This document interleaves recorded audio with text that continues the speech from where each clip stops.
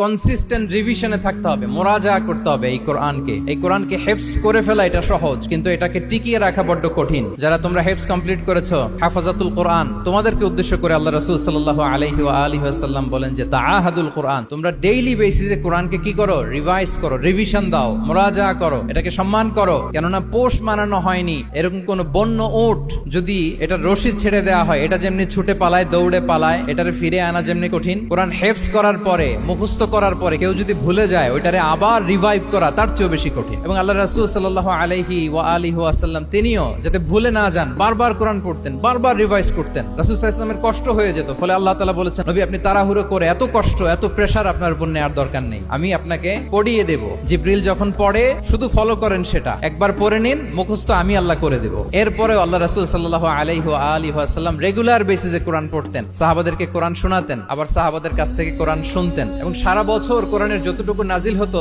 রমাদান আল মুবারাকে জিবরিল আলাইহিস সালামের সাথে রিভিশন করতেন। যে বছর তিনি ইন্তেকাল করবেন, ওই বছর দুইবার তিনি গোটা কোরআনকে জিবরিল আলাইহিস সালামের সামনে পেশ করেছেন, শুনিয়েছেন। তাহলে এটাই হচ্ছে সুন্নাহ। তিনি তো পৃথিবীর প্রথম হাফেজ নাকি? উনি রেখেছেন কিভাবে কোরআনকে? প্রিজার্ভ করেছেন কিভাবে? রিভিশনের মাধ্যমে। You have to revise a lot, you have to recite a lot. এটা আমাদের মনে থাকবে তো নাকি? শিক্ষার্থী বন্ধুরা আওয়াজ করো, মেক এ নয়েজ।